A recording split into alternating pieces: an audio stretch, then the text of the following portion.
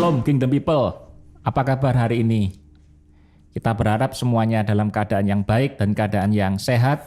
Dan tentu hari ini kita kembali dalam program yang Anda tunggu-tunggu, yaitu Kingdom Insight, His Gift for You.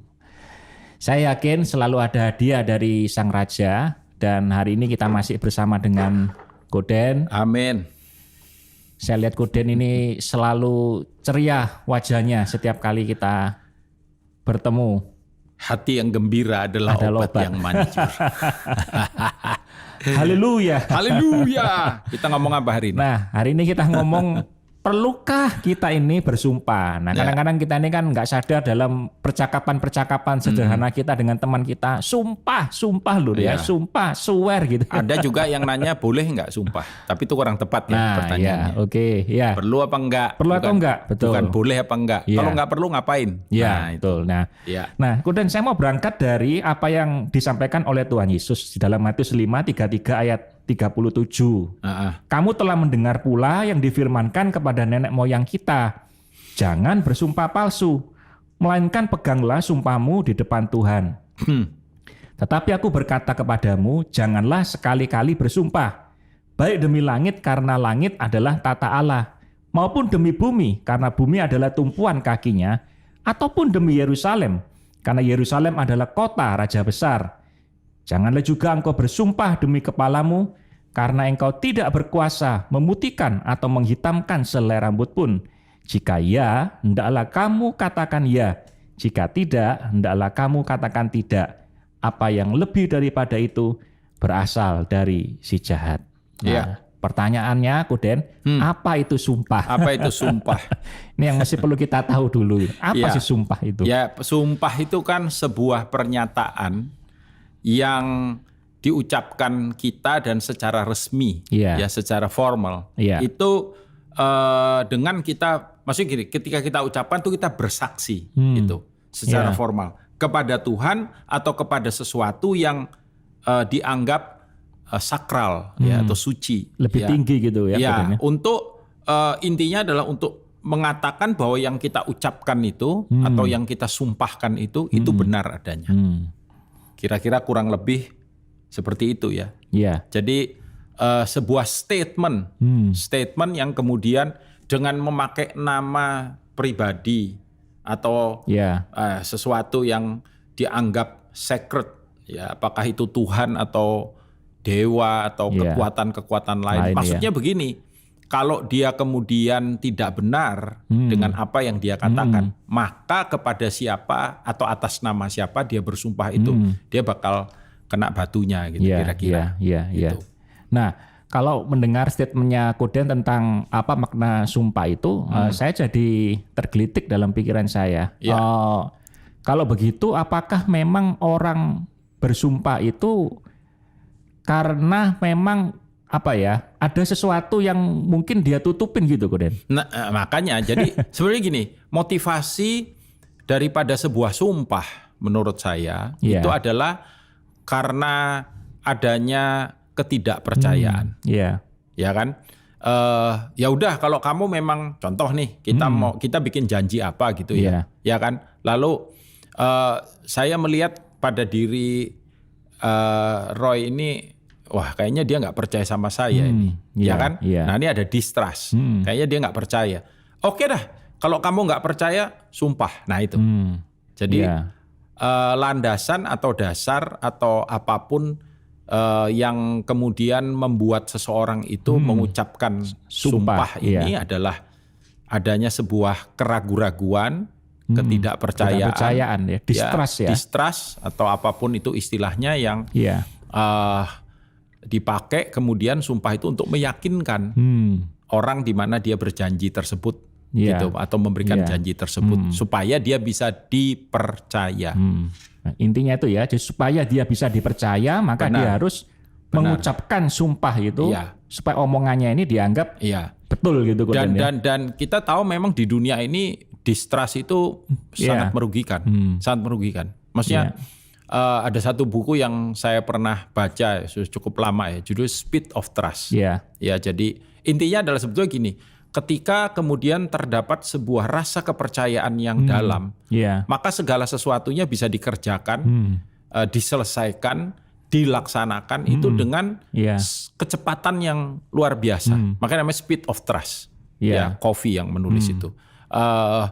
Dia menceritakan, dia membuka statement, bukan statement ya, dia membuka tulisannya itu dengan sebuah cerita, yaitu peristiwa yang terjadi 9/11 ya 2001 ya 9/11 ya terjadinya ya, ketika Menara Kembar itu ditabrak oleh pesawat teroris itu, dan itu merubah perwajahan dunia. Contoh yang paling gampang itu di bandara. Ya, di bandara. Bahwa bagaimana dulu orang itu dari dia check in sampai dia masuk pesawat itu nggak butuh waktu lama. Kenapa? Karena tidak diperlukan lapis demi lapis keamanan gitu. Security ya. Security check ya.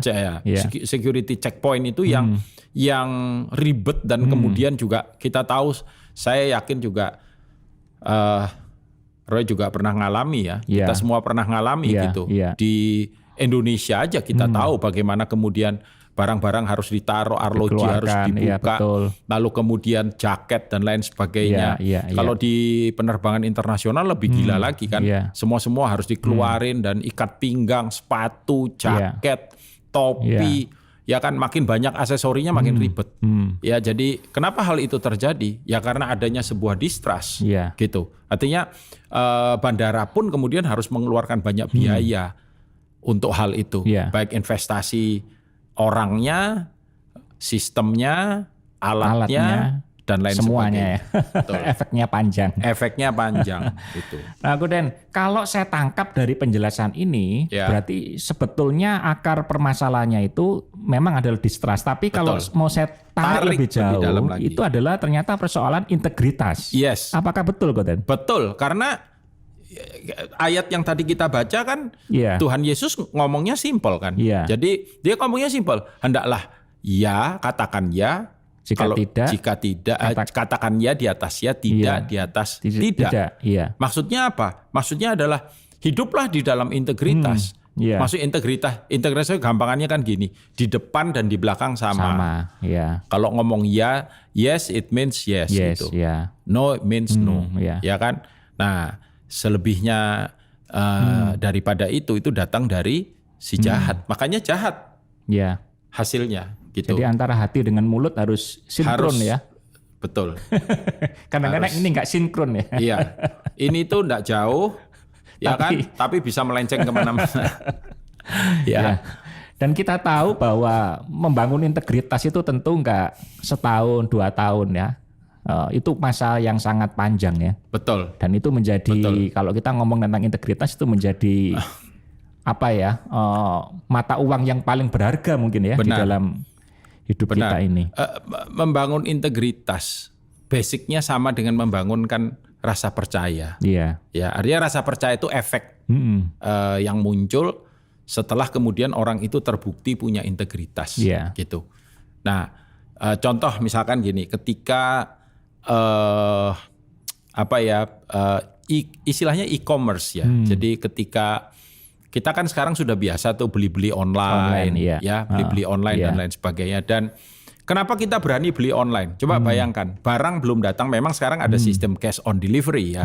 Artinya barang datang baru kita bayar gitu. Tapi kan awal-awal belum. Ya, artinya sebetulnya ketika kita membeli sesuatu di online itu separohnya ada gamblingnya. Ya, ada gamblingnya. Maksudnya apakah kemudian nanti barang yang datang itu sesuai dengan deskripsinya, atau malah nggak datang? Itu yang paling buruk, ya kan? Itu yang paling buruk gitu. Dan saya yakin ada banyak yang mendengarkan perbincangan kita ini yang pernah punya pengalaman ketika dia membayar kemudian barangnya nggak datang, atau barangnya datang tapi tidak sesuai dengan diharapkan, nggak sesuai dengan deskripsi. Maksudnya nggak sesuai itu betul-betul nggak sesuai, gitu. Ngomongnya made in USA, tapi yang datang mungkin made in nggak tahu, Diwe mungkin gitu. Orang Surabaya bilang cegek gitu ya. Cegek, ya, gitu. Dan yang size-nya nggak cocok lah, yang warnanya, loh kok di fotonya bagus, datangnya tidak seindah warna asli, ya kan? lalu kemudian mutunya juga jelek dan lain sebagainya. Hingga kemudian itu menimbulkan karena itu kan tidak ada integritas si penjualnya. Dan itulah kemudian yang menimbulkan rasa ketidakpercayaan muncul. Itu kan dampak daripada integritas. Tetapi sebaliknya ketika mereka punya integritas dan makanya kemudian diciptakan sistem. Ya kan? Sebetulnya intinya kan yang bintang 5, udah jual berapa banyak, lalu dia ada di mana, lalu kalau terjadi sesuatu hubungi siapa, tanggung jawabnya. Itu semua sebetulnya seperti bentuk sebuah janji. Nah, inilah yang kalau dalam ranah yang lebih straight kita bilang sumpah. Ya kan? Nah, makanya di depan kan kita bilang perlu nggak itu. Tapi kalau untuk yang sudah punya nama dan terbukti integritasnya bagus, kadang orang udah nggak mikir lagi. Udah bayar aja, sudah kirim aja, udah. Dalam kehidupan kan juga begitu. Dan orang-orang yang seringkali melanggar janjinya, melanggar integritasnya, bahkan termasuk kalau kita ngomong tadi seller itu, bahkan kalau mereka jualan sangat sulit sekali gitu ya. Iya. Bahkan meyakinkan konsumen pun bener loh ini barang asli, aku kirim pasti. Iya. Itu kadang orang masih ragu-ragu. Iya. Dalam kehidupan kan juga demikian. Makanya membangun integritas itu membutuhkan moralitas yang tinggi. Satu. Dua, perlu waktu memang. Terbukti dia setelah beberapa kali transaksi mungkin ya pernah ada sedikit kesalahan, tapi itu pun dengan cepat dia berespon baik dan ada jaminan di situ dan at the end kemudian integritasnya terbangun dan orang menjadi percaya. Seperti Tuhan sudah jelas kan integritasnya. Dan biasanya bisa jadi yang menghancurkan integritas itu dirinya sendiri, Koden ya. Bisa kemudian kalau dia akhirnya punya motivasi yang nggak bagus, motivasi yang dia mengurangi mutunya. Dia bisa kemudian terlambat karena mengirit biaya. Dia intinya greedy. Intinya kemudian karena seringkali ketamakan yang muncul dalam diri seseorang. Gitu.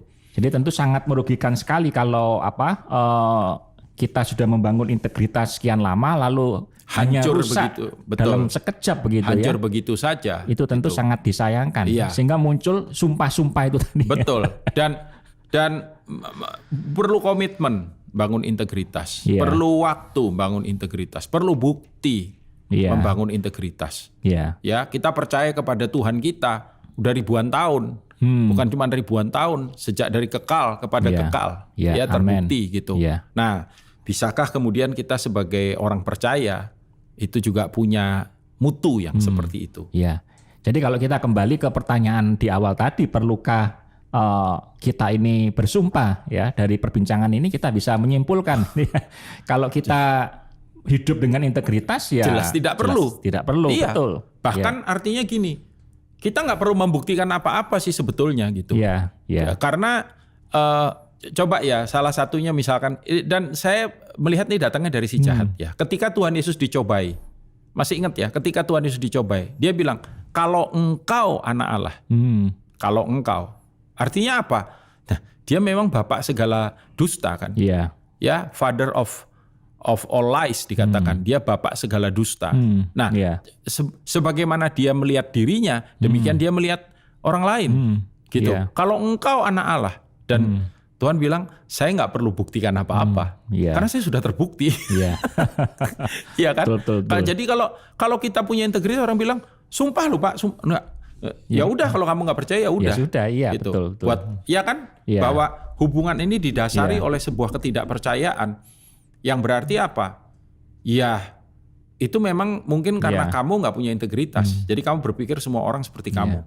Bahkan pengakuan itu juga bisa datang dari orang lain ya, kalau memang artinya reputasi integritas kita memang sudah track record-nya bagus, malah justru orang lain yang betul yang akan ini ya, yang akan istilahnya mengiklankan dan tanda kutip kan, yang akan itu betul. Gitu loh. Ini terpercaya gitu.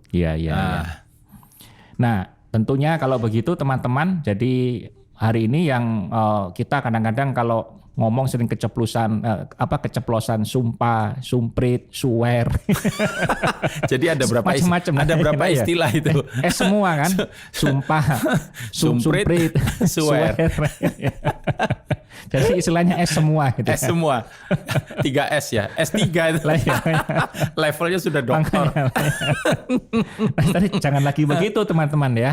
Kita hidup dengan kemurnian hati kita, dengan mulut kita, saya yakin kita bisa jadi berkat bagi banyak orang. Dan satu lagi, ini kalau boleh nambahin satu lagi. Iya. Ya, seringkali kan orang itu kalau dia satu kali kemudian dia tidak hidup dalam integritas itu.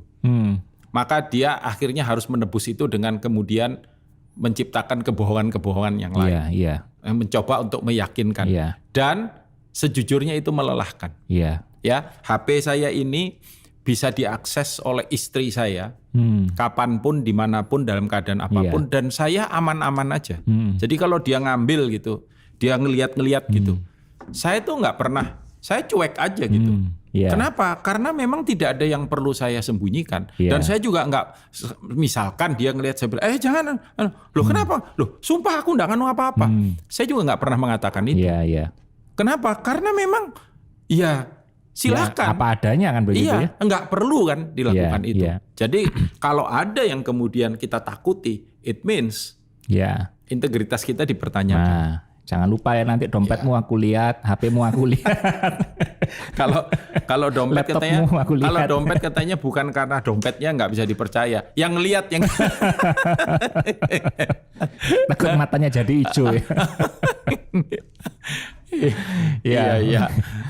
Ya, kemudian bisa nggak berdoa untuk kita semuanya supaya kita bisa hidup di dalam integritas dan kemurnian hati kita. Ya, mari kita berdoa. Bapa, kami tahu kami sedang menuju pada kesempurnaan, tidak ada seorang pun dari antara kami yang sudah sempurna. Tetapi kami mau memiliki karakter Bapak sendiri. Amen. Kami mau menjadi semakin serupa dengan Sang Putra, yaitu Kristus yang hidup tidak dengan kepalsuan, tetapi hidup dengan keterbukaan, dengan transparansi yang baik. Kami berdoa, kami minta Tuhan yang meluruskan hati batin, pikiran kami, sehingga Tuhan kami tidak perlu membuktikan apa-apa, kami tidak perlu bahkan bersumpah karena kami ada di dalam kebenaran-Mu. Amin. Engkaulah kebenaran kami minta kasih karunia yang daripada Engkau menyertai, menuntun, memimpin, membawa kami semua berjalan dalam kebenaran-Mu. Tuhan, kalau ada di antara anak-anak-Mu yang Tuhan kadang-kadang sulit untuk melakukan ini, atau jatuh, tergelincir, biar mereka boleh bangkit kembali, bertobat, berbalik dari jalan-jalan yang jahat, dan hidup di dalam kebenaran yang daripada Engkau. Sekali lagi minta kasih karunia, minta anugerah-Mu, minta kekuatan yang dari Engkau, dan Tuhan tuntun dan pimpin kami dalam kebenaran-Mu senantiasa, sehingga di dalam dan lewat kehidupan kami, nama Tuhan dipermuliakan. Terpujilah Engkau Bapa, kami minta sempurnakan doa sederhana ini di dalam nama Tuhan Yesus. Amin. Amin. Thank you so much Gorden. Sama-sama. Untuk waktunya, kita akan ketemu di episode-episode berikutnya. Dan teman-teman jangan lupa, kalau teman-teman diberkati dengan perbincangan kita, bagikan sebanyak-banyaknya serial Kingdom Podcast ini, karena selalu ada His gift for you.